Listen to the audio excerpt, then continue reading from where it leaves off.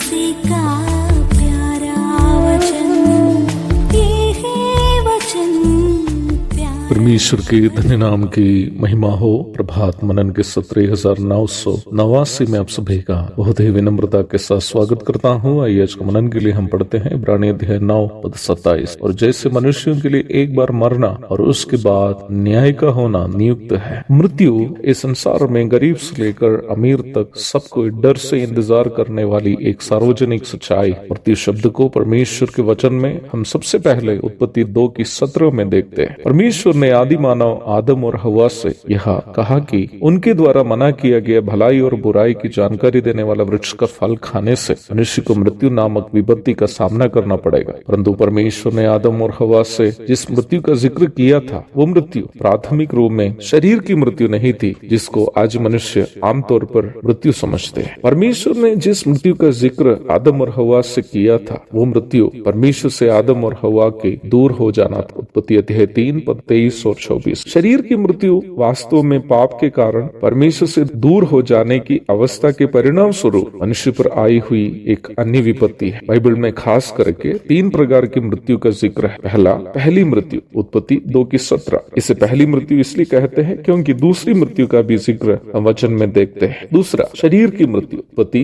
50:26। शरीर से प्राण और आत्मा अलग होने की क्रिया को शारीरिक मृत्यु कहते हैं। अय्यूब 34:14-15, सभोपदेशक 12:7। तीसरा, दूसरी मृत्यु प्रकाशित वाक्य 20:15 और 21:8। अनंत काल के लिए मनुष्य अपने शरीर, प्राण एवं आत्मा सहित परमेश्वर से दूर होकर आग की झील में पड़े रहने की भयानक अवस्था को यह दूसरी मृत्यु के रूप में बताई गई है। वास्तव में शारीरिक मृत्यु मनुष्य को इसलिए झेलनी पड़ती है क्योंकि सभी मनुष्य पाप के कारण पहली मृत्यु के अधीन है। पहली मृत्यु के अधीन रहते समय शारीरिक मृत्यु के द्वारा संसार छोड़ने वाले सभी लोगों को दूसरी मृत्यु को अवश्य झेलनी पड़ेगी। संसार में जन्म लेने वाला प्रत्येक व्यक्ति को एक बार मरना, उसके बाद परमेश्वर के सफेद सिंहासन के सामने उपस्थित होकर अपने जीवन का हिसाब देना हर एक मनुष्य के लिए निर्धारित ईश्वरीय गतिविधि है। प्रकाशित वाक्य 20:11-15 तक। क्योंकि पापी मनुष्य कभी भी पवित्र परमेश्वर के करीब जा नहीं सकता। ऐसी परिस्थिति में पापी मनुष्य का अनंतकालीन वासस्थान आगे की झील अथवा दूसरी मृत्यु होगी। प्रभु यीशु मसीह का संसार में आने का परम लक्ष्य पापी मनुष्य को उस अनंतकालीन आग की झील से, जहाँ की आग कभी बुझती नहीं और न कीड़े मरते हैं और जहाँ अंधकार ही अंधकार है, और जिस जगह को परमेश्वर ने शैतान और उसके दूतगणों के लिए बनाया है, उस आग की झील से बचाकर परमेश्वर के साथ दोबारा संबंध में लाना है। प्रभु यीशु मसीह इसलिए आया है कि मनुष्य इस भयानक पाप और उसके परिणाम से बच जाए, अनंत काल